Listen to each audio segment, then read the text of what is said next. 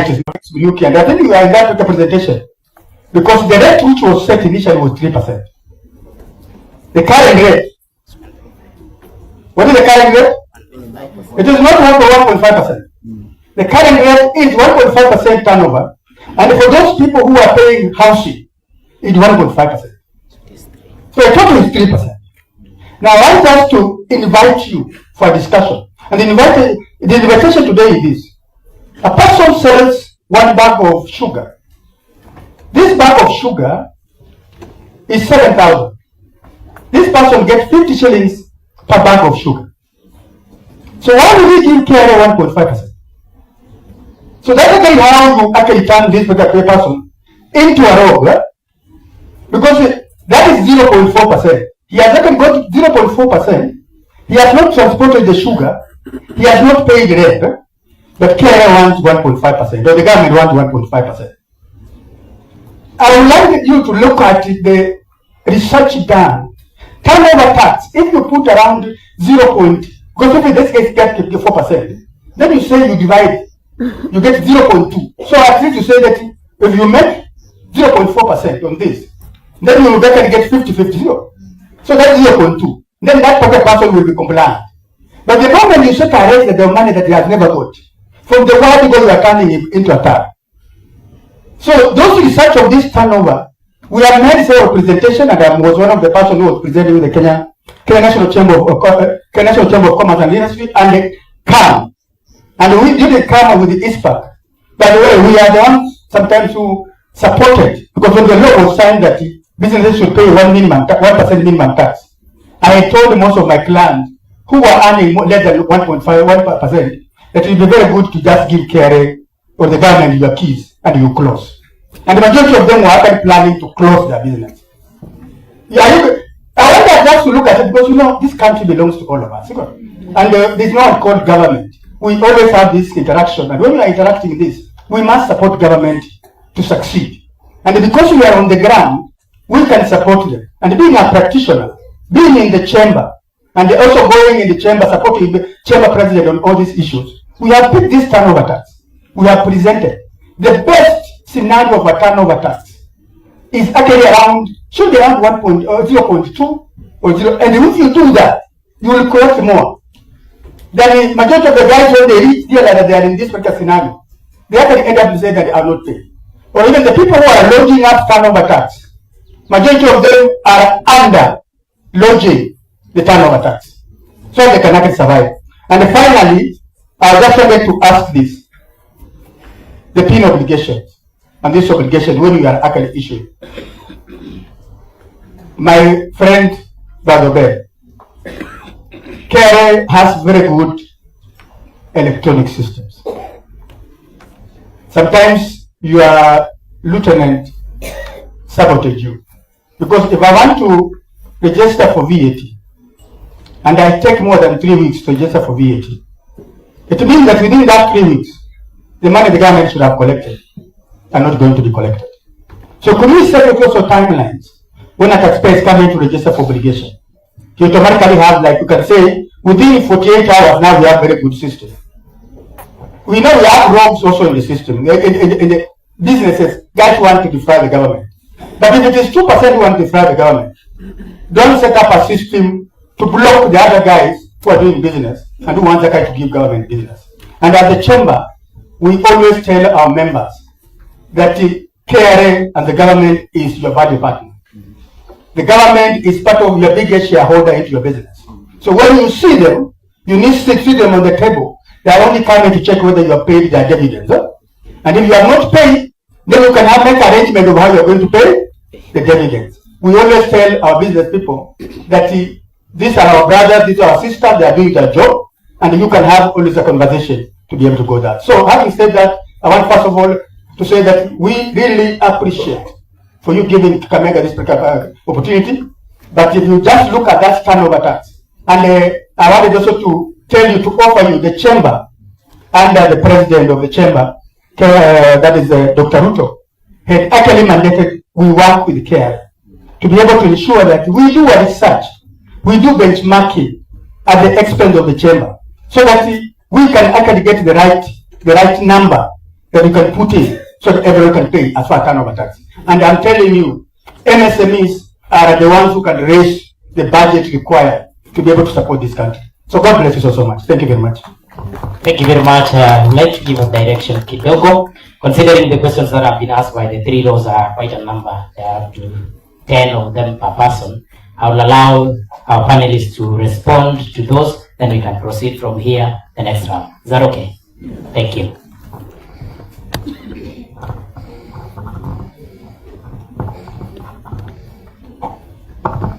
Thank you. Because of seniority, I beg your indulgence that I sit down. Because me, I was born before the Republic of Kenya. I'm not a Kenyan citizen by birth. I'm a Kenyan citizen by naturalization. Because me, I was born when we were colony and protectorate of Kenya. How many people know what the protectorate was? Ile Mwambao. Yeah, the price. Yes, thank you. I think the 10-mile coastal strip belonging to the Sultan of Oman was a protectorate. And then when the settlers, the colonial settlers, realized that Kenya was going to become a distinct country, they decided to push the Naivasha border. You know, Uganda used to come up to Naivasha. They pushed it back to Uganda so they can have a bigger colony. So yes, I became a naturalized a Kenyan by the Constitution of 1963. And why I'm telling you this story is that we're only 63 years old, and building a country is difficult. We are now on our second constitution. And the constitution, the word constitution means we are reconstituting ourselves. We are trying to constantly define what does it mean to be a Kenyan? Who is a Kenyan? Because we never used to have that before. So we're still a young nation. We're still going through the teething problems. Even America that got independence in 1776, they are struggling defining who is an American. Even ICE is now deporting immigrants, even those who have been naturalized as Americans. Even England, that is got their Magna Carta in 1215, they are struggling. So let us be gentle with each other. In fact, I can tell you, there were some countries that got independence with us around the same time between 1960 to 65. Some countries have not made it. Look at the DRC. Look at Somalia. Yeah, they have not made it. Some of them are failed states. Now we're having a nice discourse, we're having tea there, we come and talk. There, the KRA of those countries is young men of 25 with guns, militias. Yeah, now every day is you're talking about survival, not even about doing business, just staying alive. Ndio kibarua ile kubwa sana. Staying alive. So I'm grateful that we are where we are. We are not perfect. We're not perfect.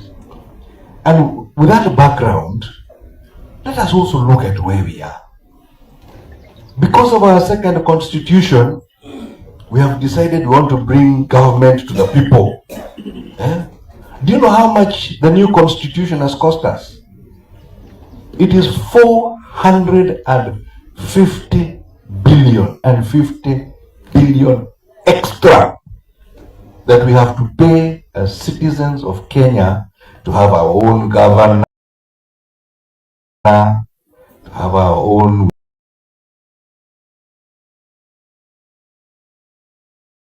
women rep, our MCAs. You know, it's expensive running a government. Actually, by the way, those who understand the theory of civic education, how countries are formed, Caesar was not a banker. Hakuna ati unapea Caesar kodi yake alafu anakurudishia pesa with services. No. With Caesar, hiyo ni pesa yake. Yake. And out of that money, he pays the army, the National Police Service. Then also, we also have judiciary. We have parliament, which is bicameral. We have Senate. All those people are paid through the taxes that we pay. That's what this money is for. It is for administration. Then if you want services, kama ni barabara, we pay road maintenance levy. Kama ni hospitali, tuko na SHA. Kama ni pensions, tuko na NSSF. And then housing development levy. This was part of the agenda of the Kenya Kwanza government. Even I think even the other opposition had some idea of a housing development levy. Who does it belong to? Let me just explain. One of the functions of levies and taxes is to equalize society. You take from those who have and try and distribute to those who don't have. That is one of the purposes. So, because we're not able to build roads and hospitals and schools as private individuals, we collect that money and give it to the government and say, on top of the tax that you collect for yourself, also help us do public roads, public hospitals. So housing development levy for affordable housing is, yes, it is a contribution from those who earn income. Don't forget it is called income tax because it is a privilege to have an income. Let me tell you one last story. In Saudi Arabia, there's no income tax. There's no income tax. Why? Because of the House of Saud. From where we get Saudi Arabia, they own all the wealth of the country.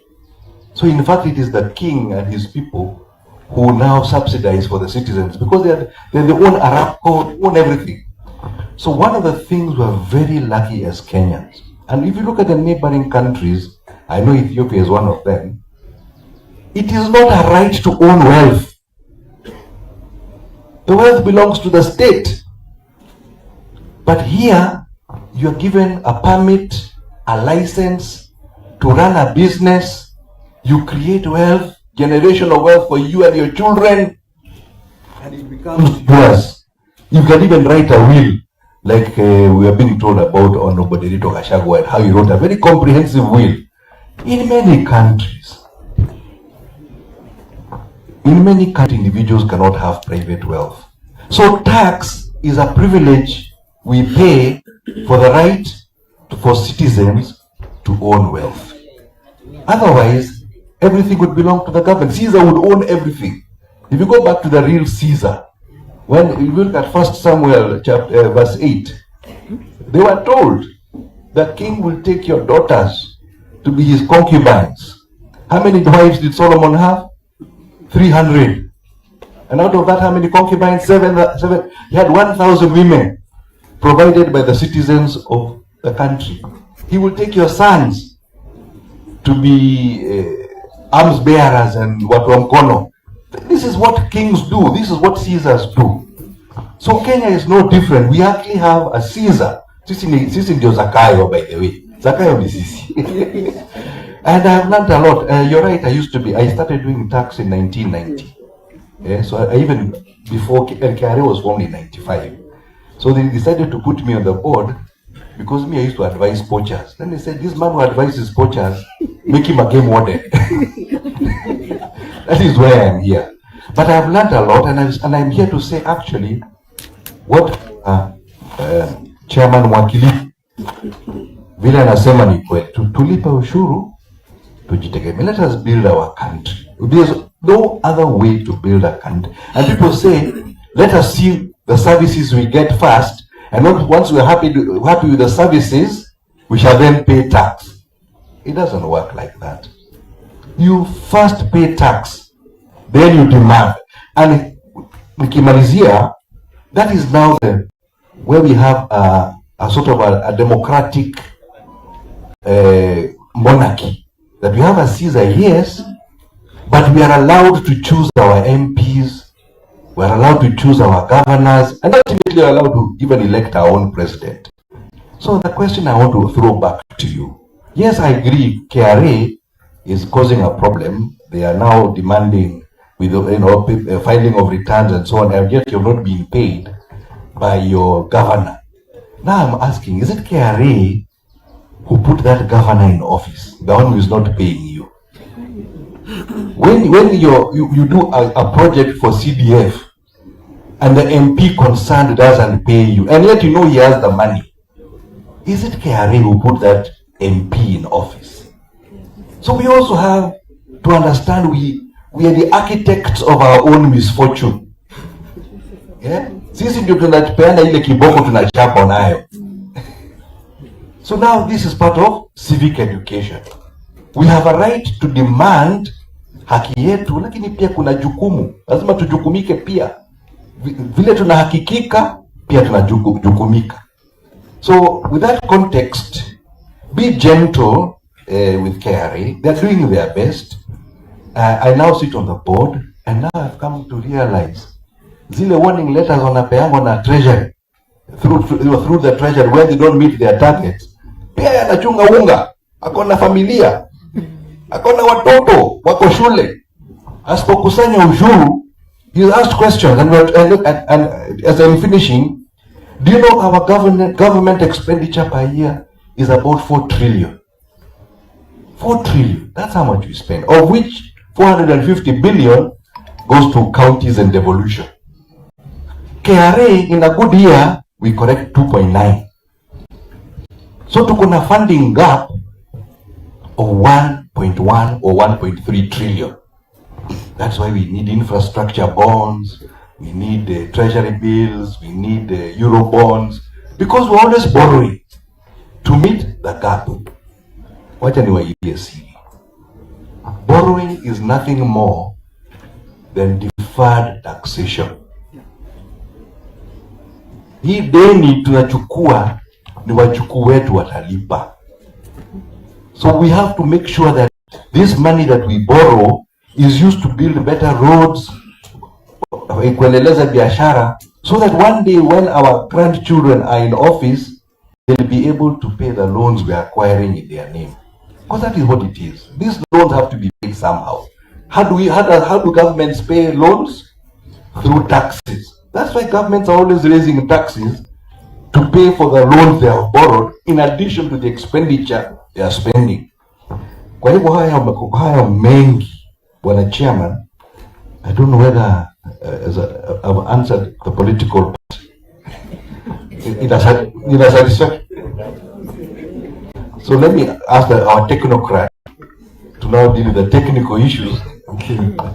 Thank you, Director. Thank you very much. Let me start by saying this, and I'm very happy with the questions that are coming. This is very good. You know, that's where we are. Sivo, tuko hapa ili tu, because we're in the same country. Sivo, same. It's like a coin, head and tail. We are the same coin.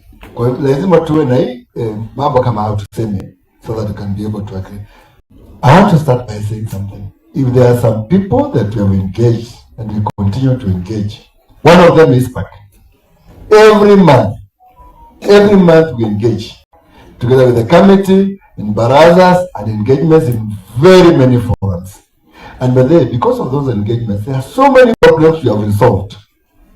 Hazijakwisha, but we are continuing to resolve.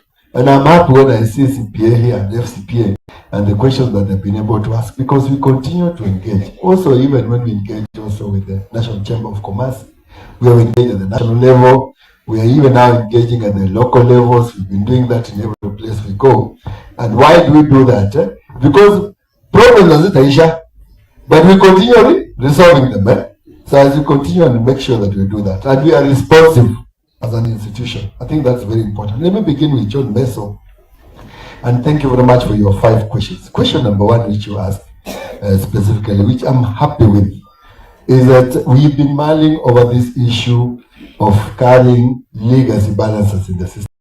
It is true that there are many issues that we needed to address. In fact, the debt there is about close to about 774 billion. That is debt that is in the old system that we moved into the new system. And some of them could be reconciliation. So we are engaging with the National Treasury, because that debt is more than, because if you see 2014, 2016, it's more than 10 years. You understand? There could be reconciliation issues, there could be many issues. We are engaging in National Treasury. What normally happens is that in many countries, for example, there's a threshold Then ikikuwa more than 10 years debt, and you know there's challenges for that debt to be paid, it is written off automatically. And we propose that in the law to see how we can be able to cure that. So it is something we are dealing with. You know why? Even the National Audit Office or Auditor General is asking us about that question. You keep on hearing we have got a debt about 2.7 trillion. Some of them are these ones. So they're impacting, and we're going to have a solution soon because we have engaged with the National Treasury. We have a discussion with the CS. We want those ones to be written off.